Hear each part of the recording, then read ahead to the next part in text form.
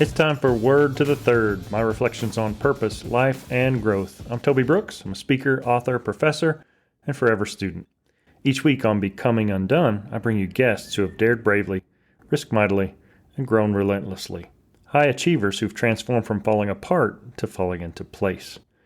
But every third episode, it's my turn to reflect, refine, and reprocess in Word to the Third.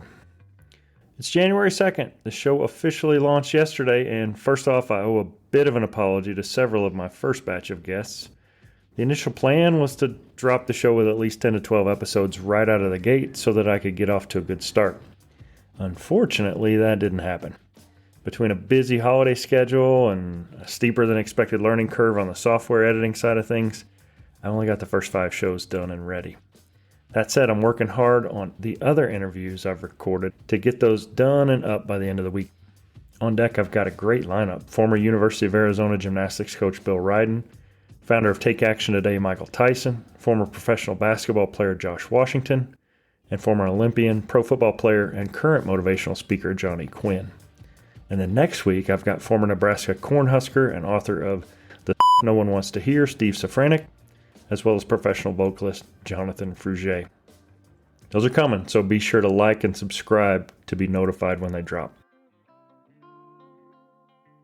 After completing those first 4 interviews, the words that came to mind for me were the titles of the episodes: pivot, perspective, strength, and persistence. My first 4 guests come from all over: New Jersey, Pennsylvania, Wisconsin, and Arizona. All were high achievers early in life, and all have taken their own way on their journey toward success. Joseph Skrzyjewski recognized that big dreams of money and power in the stock market didn't hold the appeal of helping people overcome addiction, so he pivoted.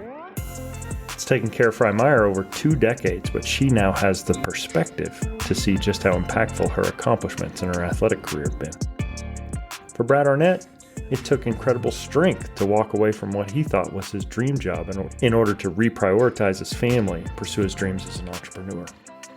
And for Mike Meyer, it was persistence. Years spent honing his craft in the minor leagues, working under managers and leaders of all types, that's ultimately helped shape his own approach as a manager. As different as these 4 are on the surface, the one thing that jumps out to me is the same as my 2023 one word: discipline. My family and I recently spent a couple of days retreating to an Airbnb to recuperate, play some games, and just generally enjoy one another's company. I also had a little craft project in mind. I decided to put my money where my mouth was with this whole strategic and purpose, relentless, and pursuit thing that I preach. So we went to the hobby store and picked up some blank canvases, markers, pens, the whole bit. The task was to pick a single word to fuel your year. Then grab your blank canvas and draw up your own representation to hang in your room or your office, wherever, just to remind you all year. My 16-year-old son Tay got done first. He chose the word grow, and he drew a tree with roots and fruits. He picked some things that he felt were root concepts that would lead to growth, and then a few fruit concepts that would show the payoff for all his hard work. I loved it. It was super cool. My 19-year-old daughter Brynn chose opportunity. She's a sophomore at Texas Tech studying vocal performance. She spent her freshman year at the University of Oklahoma studying the same, but she transferred to Tech over the summer after falling in love with the people and the program when she spent a couple of weeks at an opera camp. She said that she recognized that there were lots of opportunities for her here at Tech to grow as a vocalist, as a performer, and as a person that she hadn't yet taken advantage of. So she wanted to be purposeful in doing them this year.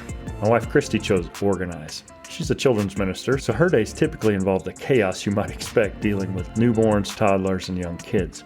Although she kind of protested the artsy part of the exercise, she came up with a really cool clock-like design to represent how she wants to be focused on getting and staying orderly this year.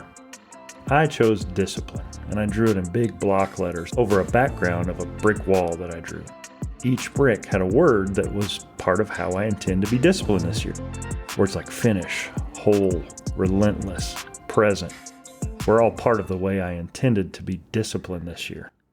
For example, it's my goal to post at least 150 episodes in 2023. That isn't dependent on anything other than me. Whether the show's a smashing success or no one listens at all really shouldn't matter. The goal for me is to stay disciplined in the pursuit. I also didn't fully color in the final letter E, and it's almost painful for me to see it. That was intended to be a reminder that I am undone. The perfectionist in me absolutely hates that the letters aren't consistent widths. It was all done freehand with no ruler. But I'm actively choosing to give myself the grace of knowing that it isn't about being perfect. It's about being present and persistent.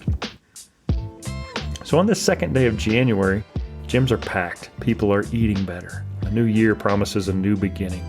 Motivation runs high, but none of my first 4 guests said a word about motivation. I never heard any of them complain about how they were able to accomplish their goals because they'd magically been gifted an extra helping of internal drive. Because success isn't about motivation. I heard a great quote this morning. Motivation has an expiration date, and when motivation dies, discipline must take its place. That's what Joseph, Kara, Brad, and Mike all taught me.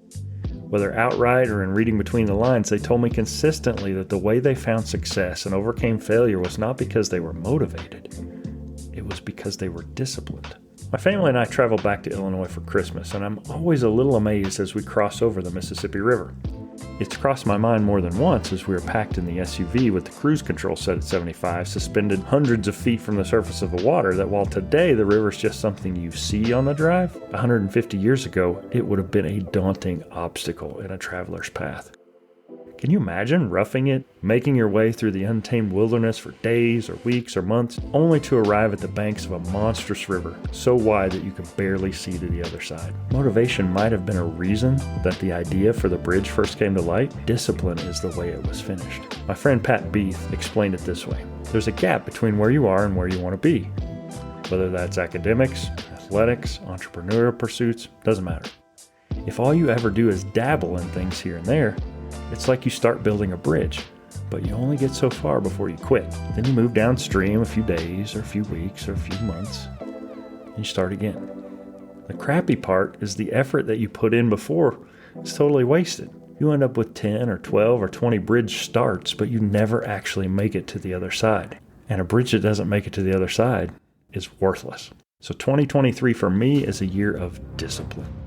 I will not just start well, but I will plan strategically. I will work and pursue relentlessly. I will set personal bests physically. I will finish the book that I've been working on most recently. And I will commit to the process of making Becoming Undone something I can be proud of and that serves to inspire people around the world. What about you? What's your word for 2023? I'd love to know. Surf on over to undonepodcast.com and drop me a note. I'm Toby Brooks, and this has been Word to the Word.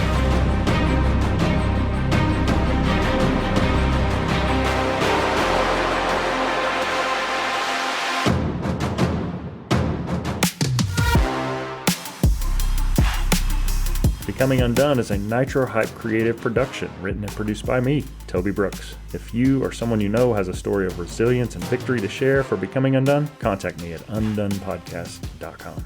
Becoming Undone can be heard on Apple Podcasts, Spotify, Stitcher, iHeartRadio, or wherever else you get your podcasts.